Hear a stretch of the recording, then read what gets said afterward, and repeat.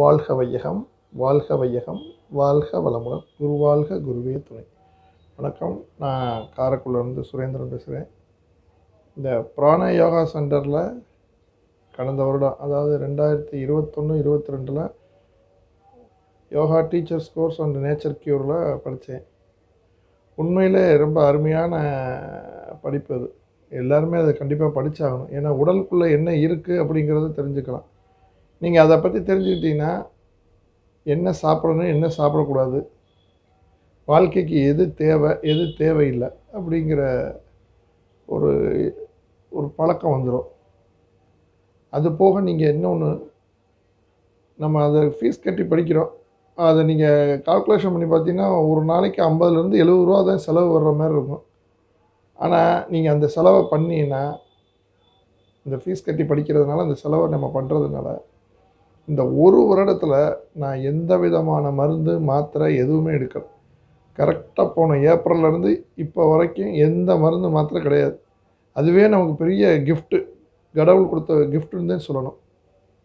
ரொம்ப அருமையான கோர்ஸு. எல்லோரும் சேர்ந்து படிங்க. நானும் எங்கள் வீட்டில் எல்லாத்தையும் முயற்சி பண்ணிகிட்ருக்கேன் படிக்கிறதுக்கு. ஏன்னா படித்தா மட்டும்தான் அதனுடைய உண்மை பூரா தெரியும். அதுபோல் நம்ம வாழ்க்கையில் கிட்டத்தட்ட எனக்கு இப்போ 46 வயசு ஆகுது, 46, 47 ஆகுது. இது வரைக்கும் எவ்வளவோ லைஃப்பை வேஸ்ட் பண்ணிட்டோமோன்னு தோணுது. ஏன்னா நம்ம மற்ற இதில் தான் கான்சன்ட்ரேஷன் பண்ணுற ஒழிய, இதில் நம்ம உடம்பு, நம்மளுடைய உயிர், நம்ம மனம் எங்கே இருக்குது, என்ன செய்யலாம், எப்படி நம்ம வாழ்க்கையை வாழ்கிறது, நம்ம பாவத்தை எப்படி போக்குறது, இதை பூராமே நம்ம மனவளக்கலை மன்றத்துலையும் இருக்கணும். அதையும் கற்றுக்கணும், தவத்தையும் கற்றுக்கணும். இதில் வந்துட்டோம்னா டோட்டலாக எல்லாமே உங்களுக்கு வந்துடும். அதனால் தயவுசெய்து எல்லோரும் நீங்கள் அதில் சேருங்க.